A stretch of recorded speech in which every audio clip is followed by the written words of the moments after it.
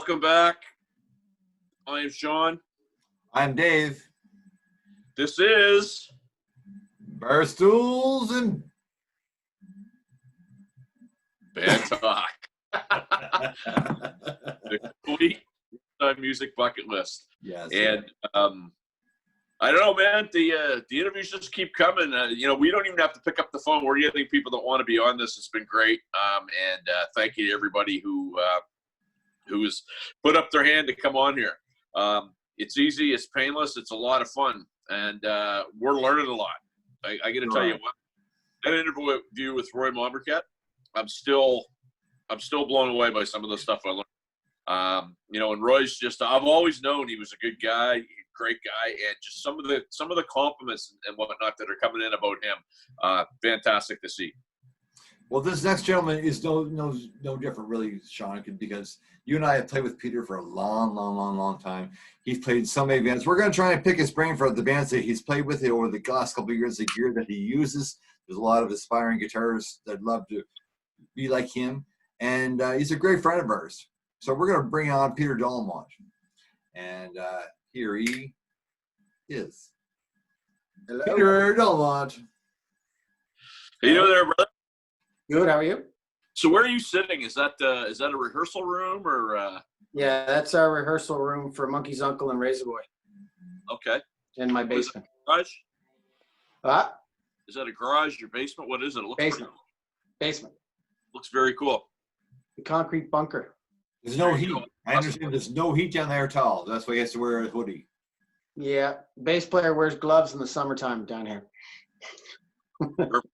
Well, that's good because bass players don't do much beyond that. So That's right. Not like they're loading gear. Oh, sorry, Dave. Sorry, Ryan Boudreau. Anyway, and sorry, Dana Westall. Good fella. Anyway, Pete. So thanks for doing this, brother. What have you been up to? Obviously, none of us are playing. In the last band that Dave and I saw before all this kind of shit hit the fan was you guys at Big Leagues, and you were playing. And Dana came up to me in a break, and he goes, "Yeah, I don't think this is going to be around next week." And me being the optimist, I'm seeing the fire packed. I'm going, "No, we're good, man." And then every freaking gig went bye-bye. So we all had St. Patrick's Day gigs. I had one, and Sean had one. Sean was going to New Brunswick. I was going to Bedford and Dartmouth. It's like, no, man, it'll be fine.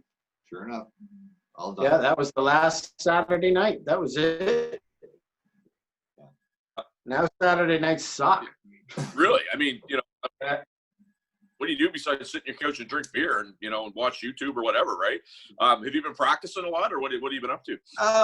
Not a lot, but just enough to keep the calluses. Yeah. So talk to us a little bit about and this is kind of a buddy of ours / player series because we've had a lot of people that said they want to see certain guitar players, of which you were one.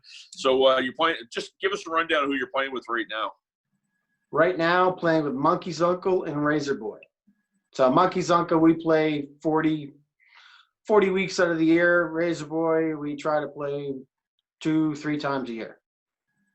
And you guys had a gig April 4th at Monty's, right? That didn't go. It happened, yeah, for Razor Boy, yeah.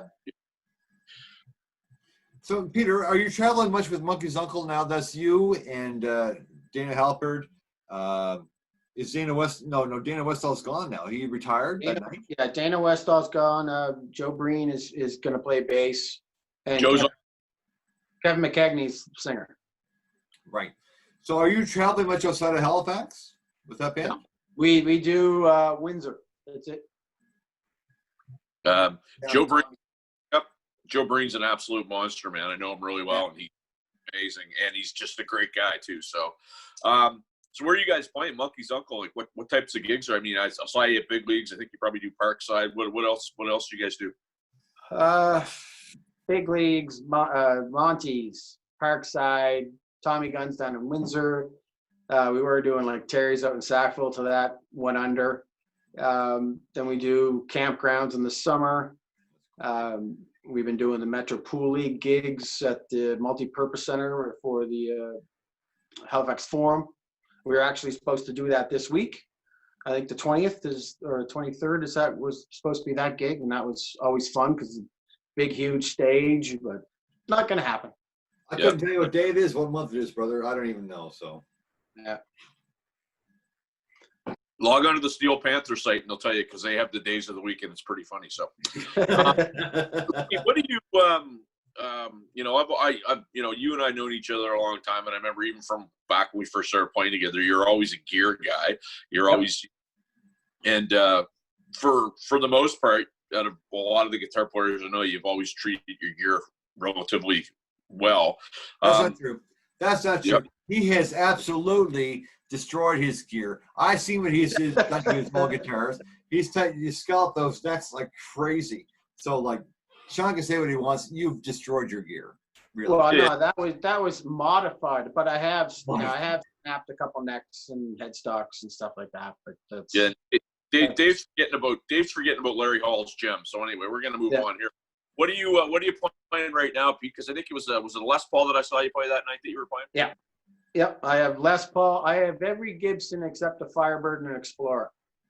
So I have Ds, SGs, Les Pauls. So it all depends. And I have humbucker versions and P90 versions. So like the P90 stuff I use for the country-ish tunes and stuff like that. So I can swap out and get different sounds. But the main stuff is the Les Pauls. And then when I want to change, I bring out the Vs or I bring out the SGs just for the hell of it. And what are you running for a rig? A Line 6 Helix for Monkey's Uncle and Mezza Boogie Mark V with the Helix for Razorboy. Nice. Okay. Let's go back to the 80s, brother. So you started with China White. Now, have you been in a band before China White or no? No, that was my first foray into music was that. My first job was to fire the guitar player. We were talking about that the other day. So yeah, it was kind of like, okay, we bring Pete in because Pete was going out with a girl at the time who was friends with a girl that Ian was going out with, and I remember, I've known Pete for years. He shows up in my basement, and here's what I remember, man. And one of my superpowers, I never forget shit. You didn't have a guitar strap the day you showed up. You sat in the couch. Probably, yeah. And then you started playing, and it's like, okay, we gotta keep him. And Pete's like, yeah, well, I'm not playing with that guy, so it's okay, no problem. Your first job is to fire him. And that's what happened. Yeah. No, good times. No, it was fun in that basement. Yeah, you know, and there awful lot of people went through, but we were talking with Ian Fancy the other night, and it's funny. I think I've never been in a band that had a 500 song set list like we did. We just had so many, and you know, we used to rehearse every day after school. We'd run from Prince Andrew up to my mother's house, and we jammed from about 3:30 till 5:30. We did it every night. We did it every friggin'. You know, and people don't do that anymore. It just doesn't happen. No. Well, we did. Sometimes it was lunchtime after school, go home, eat supper, go back and keep playing. Right. And I mean, we did that for a while. And I mean, you know, then finally, I remember I think it was a year that Ian and I were in high school and you had graduated, but we wound up getting a bunch of house parties and a couple Club Flamingo gigs and a couple talent shows. The hard work started to pay off, and there wasn't a ton of gigs back then, although we did Stripes. That was pretty cool. Yeah. We play for beer bottles. Yeah. Never got those. That's right. We got chased off there. That's right. That's right. Sean and I talked about this a few times with different folks that we've had on here, part of the Players Series and part of the singers as well. It was different back then. Like you're your best friends with you guys in your band. And that, I don't know if that still happens today or not. Like, without putting you on the spot, Peter, like, do you still hang out with the guys in Razorboy? Do you still hang out with the guys in Monkey's Uncle outside of the band?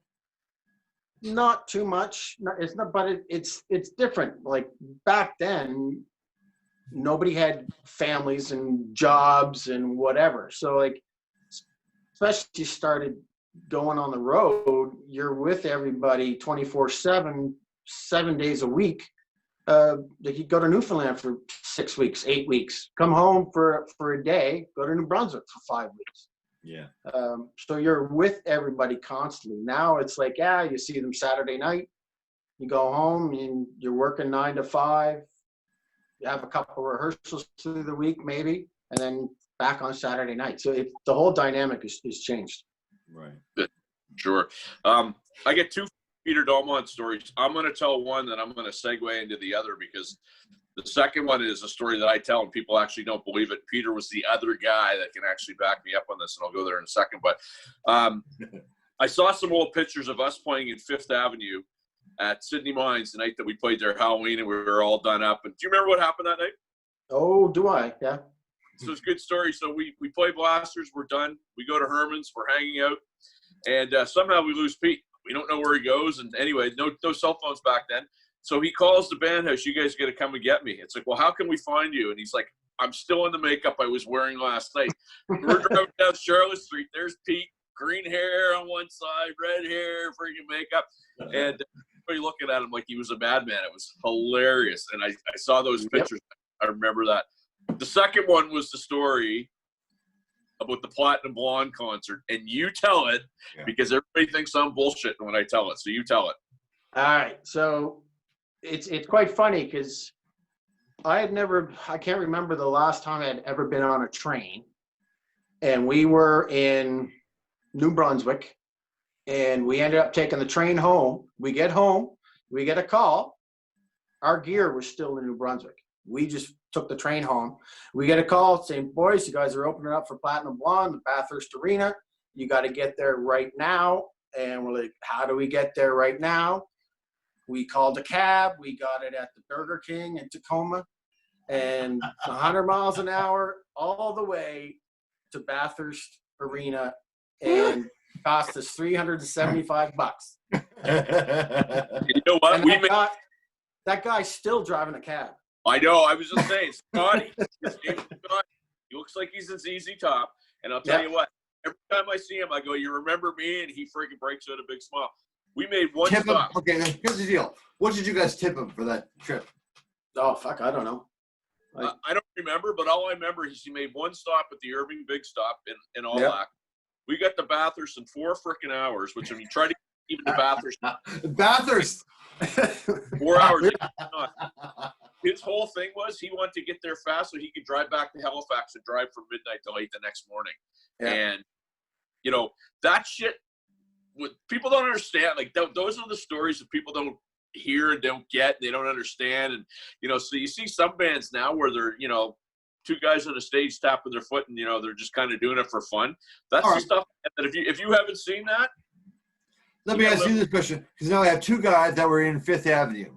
Yeah, we're not going to mention the guy's name, Robbie McLean, who was in the band, who was driving Dwayne's Q van and decided to go to the liquor store, and it was an underground parking. You were both in that band.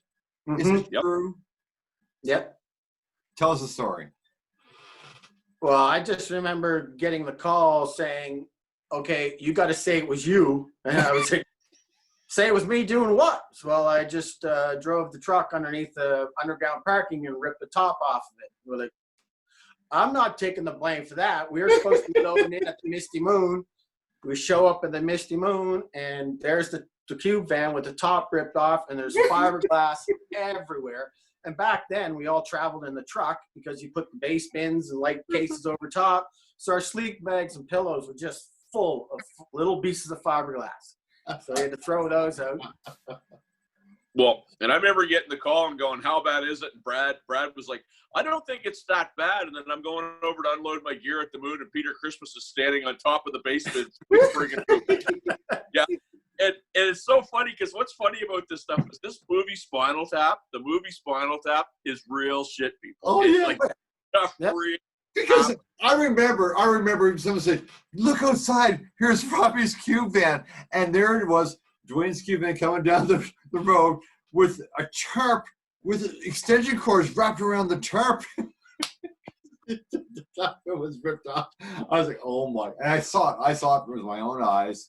So I want to get you guys' opinion of that. So. Oh yeah, no, that was a funny story. That's for sure. Well, it was, and you know, and it's funny because Pete and I played in a band, and I remember we were what was left of Sweet Surrender, and we got a call to join this band called Straight Up. I remember Hazen called me. He goes, "You and Peter, Von Hemian, right?" Yep. Well, that's who we did the Bathurst gig with. We played for about 5-6 weeks, and then we were supposed to play Rowley's Wharf, and he decides to go back to Newfoundland and doesn't come back. We're at Rowley's Wharf. He doesn't call anybody. no gig, no nothing. And from straight up Fifth Avenue kind of formed. So, but again, so I don't remember, Pete, back then what you were. I remember the red Squire. I remember your black Squire, but I don't remember, maybe Marshall. You had a Marshall. What were you using back then? That was the Marshall, the JSM 800 that I got when we were still in the basement in your place. Right. And then used that for years, and then was at Tomorrow's Lounge, and we were loading out, and the stage was like a foot high, so I put my Marshall on the head on the ground. I had a glass of orange pop on the stage, and I kicked it. It poured into the head, and then it just started blowing up left and right after that. Right. So I bought another Marshall from Jackie Smith when he was managing Crazy Horse. Right. We were playing there, my amp blew up, and he's like, "Here, use this." And I was like, "Sure." And it sounded awesome, so I bought that, used that. Still have them all. Like I don't get rid of my gear, so I still have all the old Marshalls, every amp I've ever played. So, Pete, it's funny too, because I mean, I've known you. I want to say my whole life, because you grew up in Landrace, and we used to play ball hockey against each other and stuff like that. When we started playing music, you were like me and Dave. You were out there, but you're a guy who stayed busy, who's kind of flown below the radar. You're just doing stuff. Yeah. And everybody's like, "What's Pete up to?" And we all go, "Geez, I don't know." The next thing you know, you're doing 20 freaking gigs that we didn't hear about. Talk about that. You've done a lot of stuff that with different sorts of folks that just, I don't know if it just happened. For quite a while, I was playing in 4 or 5 different bands. Like I took a break. Like I was playing in Crossroads, sitting in Chez Dagobert in Quebec City, going, "Man, what am I doing? I'm playing in a rock band." It was like 1991 or something like that. I said, "I'm making $150. I'm drinking $200 a week, so I'm in the hole every time. What am I doing? I want a life." So I went back to school, got married, kids, everything. It's great. Then probably around, so that's like 93 on to whatever. Everybody else is coming through playing. I was doing in-town gigs at that time with Keith Andrews, so I'd be working from 7:30 to 3:30, playing from 10 to 3:30 at the Palace or my apartment, whatever. So I had to stop that. Then I got hooked up with Jeff Roberts, and we played for years. And Boink, 1,000-Pound Hand, Lip. Then got hooked up with other bands like The Switch, 90-Foot Drop. And in between there, I was playing with John Mullane, which got me to play in New York, got me to play in Los Angeles. We went down to LA twice. It was great. We did music videos, did everything. It was awesome. And then it was Razor Boy and Monkey's Uncle, which we've been doing that for the last 3 years. So that's so great. why do you think? And again, you've played with me a couple. I think you played bass with me on one gig or something, didn't you? Caper. Or something? I did a fill-in gig at Halifax Ale House with Caper. Yeah. With you guys. So why do you think that? And I'm not. Again, it's not why Peter. Why do you think you get the call? Like, why do you think these guys are calling you? Is it because your name's out there? Because you're networking? Because you just? Why is it? Well, it's not because of networking. I'm not a schmoozer. I go and I play and I go home. Like, I'm not the guy that said, "Oh, I know all the bouncers. I know the club owners. I know this." No, that's not me. I'm the guy that goes up and plays. But I think for me, it's because I know my shit. Like with Razor Boy, I'm the musical director. Same with pretty much Monkeys. Like, here's the music. No, you're playing that wrong. You're doing this wrong. I know the stuff. Like, I come in. I don't have the music stand. I don't have the iPad on the thing. Well, a couple times I have, but most of the time it's me. I go, I learn the stuff, and I play it, and hopefully I play it well. So that's what happens. And a lot of the gigs that I've gotten in the bands over the past 15 years have all come from Chris Cromwell. He's been somebody be talking. It's like, "Oh, I need a guitar player. Call Peter. Go play." And that's how I've gotten the last 3 or 4 bands. It's always all been through him recommending me. Well, and if you do know Peter, and I mean, I've known Peter a long time, he's not joking around about the seriousness thing. he likes to laugh as much as the next guy, but you get the laugh after the work's done. Exactly. Oh, Peter's all business till the work's done, and then we have fun. And I that's one thing I always remember about you. You're always prepared. And if somebody was fucking up, they knew about it right away. So that was pretty cool. The Chris Cromwell thing is actually, and Chris is a guy, I mean, I've known him as long as you, and I haven't seen him in a while, but you know, interesting connection. I mean, is he still playing, or? As far as I know, no. I don't know. He was playing with us for a bit in the new Razor Boy, and that kind of fell apart. So we had to part ways with him, but no, it was good while it lasted. So who's in that band now? The new Razor Boy? Just so, because I know you guys, as soon as this shit's over, you guys are going to probably get back out and do that Monty show, right? So. Yeah. Jackie Smith, singer. Steve Richard, guitar player. Myself, guitar player. Dana Westall, bass. Neil McKinnon, keyboards. And Rob Smith, drums. Cool. So 6 of us, like, Jackie wanted to do some sort of video thing, like live for Monty's during COVID. And I was like, Jack, we could only have 5 people. There's 6 people in the damn band. So we couldn't do it. Yeah. And sound man, light man, cameraman, whatever. Well, yeah, that's the way Jackie rolls, right? But no, it's always been that way with you. Like, and Sean nailed it. Like, it's always been music first. Take it seriously. And we've known each other for a long, long time. 36 years, pretty much. Yep. Our history between you and I and Sean, right? So It's so exciting to see that you've been able to maintain that career, much like Sean, you know, and much like myself. I mean, we all take breaks in between. We have a bunch of kids and things happen. But you're still doing it, man. And I'm really proud of you. Like I said, you have a great run with Monkey's Uncle, 40 gigs a year. Is that right? Yep. And Razor Boy has just a wonderful show every time they play 4 or 5 times a year, something like that, right? Yep. Yeah. And I mean, you know, and it's funny because you know, we're all talking about this. I mean, not this year. I was probably going to be around 70 to 75 shows. I think some different things. Last year was 82, or you know. And I mean, it sucks. I was supposed to be at Split Crow this weekend. I was supposed to be at Dolan's for St. Patty's Day, and you nailed it, Pete. When you're sitting there on Saturday night right now, it sucks. Oh yeah, my whole sleep patterns changed. I'm like waking up at 6 o'clock. Before I used to wake up at like 5 to 9 to go to work at 9, and I work at home, so I just trot across the hallway.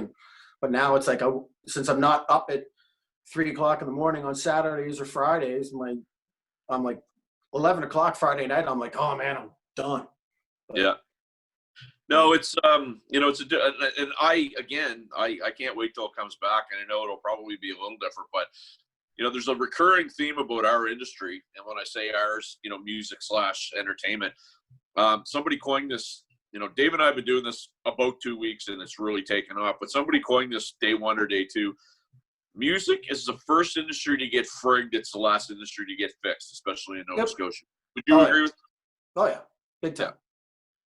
And I think that, you know, it can only stay out so many times to come back before. I remember the smoking bylaw come in, and full health aspect, but that tanked the bar industry for a good 2 or 3 years. It really impacted it. So, you know, hopefully, you know, our leaders who, you know, and I've seen enough of you guys down at every watering hole throwing them back and whatever as you're putting these roadblocks up. And I know we're not a political show, but hopefully this industry gets the boost that it needs, because it's a vital part of what everybody does, right? Yeah. Oh yeah. No, it's a place to blow off steam, go out and have fun, and we have fun playing. So people have fun, hopefully watching us, and we have fun playing. And so it's. Well, and somebody made an interesting comment the night that I was out. I can't remember who it was, but somebody said, you, Dave, Peter, a handful of you guys that are from that generation, you guys still look relatively young compared to your contemporaries and I was like, I don't know. It's like, I do nothing to take care of myself. I run with sisters around the house, you know what I mean? But it's interesting. I think it's because we still get that fire in our belly to go out and do it. And you know what I mean? I think that's a big part of it. Peter, well, part of the musician thing was not being, you didn't have to grow up. So you could still be a little bit young. But you are, let's be honest, you're more handsome than Sean and I combined. You are. You know what? I've always argued that point. I'm smart. I'm a damn handsome man, Dave. So you can. Yeah, remember, he's a drummer. He just hangs around with musicians. So. Exactly. Yeah, we were the bookends. Gary called you and I the bookends. That's right. Yeah. Oh my God, Nevin. Well, you know what? I look in the mirror and I still see a 20-year-old, so it doesn't matter anyway. Oh yeah. Yep. Right. That's how we all feel, and then our body tells us that's not what you really are. Yeah. That's fair game. That's fair game. We worry about that later, though, Pete. That's what. Yeah. We'll put our coat on. It's like, oh wait, I can't wait. I can't put my hair over my coat. Oh. Yeah. Well, I can't. But anyway, so Pete, what do you? We're talking about the shows that are getting canceled. Like, realistically, if 2 months down the road, which is what they're saying it might be before anything opens up, what do you guys had? What did you have for the fall booked out that you might be looking at when it maybe opens up? Well, fall is back when for Monkeys, fall is when we start heading back to the bars. Like summertime, we learned that, okay, playing bars in the summer kind of blows because nobody's there. They're at their cottages, they're having barbecues, whatever. It's sunny, they're not coming out to the clubs. So we pretty much book campgrounds from the end of June to the end of August, even going into September. So the fall would be back to hitting the bars, and then as you get into Christmas, you got your Christmas parties and all that stuff. So do you guys book? I want to say it's Scotia. Derek Sketchley's campground. Do you play his campground? Scotia Pines. Yep. Yeah. Okay. And you know what? This is a mystical thing to me. Dave tells me about it. Eddie Duggins told me about it. You're telling me about it. The closest thing I played to a campground, I played a wedding that was about, from here to across my street from the main border in the middle of nowhere. Tell me about this, because I'm fascinated that this is a thing. The campground gigs? Yeah. The campground gigs are awesome. A lot of the places, like Sully's out in Grand Lake and Scotia Pines, they have basically buildings that we play in. So you're not playing outside, you're playing in like a little, I wouldn't even call it a rec center, but that's pretty much what it is. So it's kind of open on either side, but they have some of them have stages built. Of course, they're only little, so it becomes a drum, a drum throne or a whatever. Right, riser. Drum riser, thank you. So we just set up there. You can bring in your PA system and your some couple lights. We bring in all our lights. What the hell? And you start playing, and then the people come. It's kind of like Bull Durham, like play it and they will come. So right. Your first set, you're kind of playing to nobody, and then they're like, oh, the band started. Okay, then they come down, and then at the end of it, they're like, don't leave. But, exactly. Yeah. They're all drinking at their trailers for the first set. You see, you're all playing for 10 to 11. It's like, where are they at? They're all still drinking at their own trailers, but then they come. And it's a wonderful experience because they don't have to go anywhere. So they have no babysitters to worry about. Exactly. It's the best situation in all, Sean. It's and it's a great spin-off business too, Peter, for your corporate gigs. A lot of them are working for professional. And like over the last couple of years, we were just doing Sully's and Scotia Pines. Now this year, we were supposed to do, I don't know if it was 6 or 7 different campgrounds, because there's new ones popping up, and so it was just multiplying. It was great, but that reminds me of those parties that we used to play out in Lance there in the woods, where they used to set up a stage, and it was always an amazing time. I mean, it's just like that, Sean, because it's a very committed crowd. They're just there to have fun. That's all it is, right? So, except you're not using a Honda generator out in the middle of the woods. Yeah, fair ball. Yeah. Okay, we're down to the last couple minutes, and let's wrap up, fellas. What do you want to say? We're 3 guys who've been around for a long, long time. Started off in Sweet Surrender. Yep. Getting fired everywhere. That was fun. Well, not everywhere, but a couple times, yeah. We talked about what I like to say that the other day. The Cold Ethel, the Cold Cold Sweat. Cold Sweat, And then we read another thing coming by Judas Priest, and I did us in, every time. Well, those days help me work on my my tenacity, my negotiating skills. So I'm thankful for them. Right. Yep. I'm just gonna throw it. Hey, Pete, this is long overdue. Well, I mean, we've only been doing the show 14 days, but we should have got you on sooner. But this is good. And actually, I never been in your I'm circling your rehearsal room, so that's very cool. And we'll have to keep in touch, especially when this thing kind of whatever the hell happens at the end of it, because I think we're all going to be busy. That's my hope. And hopefully everybody gets back to having some fun as opposed to the friggin' bullshit that we got to deal with right now. And Exactly. thanks for doing it, bro. Not a problem. Thank you. It's just a pleasure to have you on here, Peter, because it's just like old home weeks. Like we're talking to folks that we've done this. This is what Sean and I would normally do. We'd be in a bar. We would talk to somebody, a friend of ours, about the old times, what's going on currently, what you're planning for the future. So here's my last question to you, I guess. What do you see yourself, Peter Dolomont, doing in the next 2 to 5 years? Oh, hopefully the same stuff, just getting back to playing. Like music is, well, I always look as myself as a musician with a day job. So I got to get back to being a musician with a day job. So, yeah, fair. That's a great analogy. It's a great analogy. Yeah. Right on, man. Thanks so much for doing this. Not a problem. Thank you, guys. Look for your bug on the website soon. We're actually renaming it the Secret. Appreciate it. Peter, we appreciate it, man. Thanks for being on the show. We appreciate it. Seriously. Not a problem. Anytime. All right.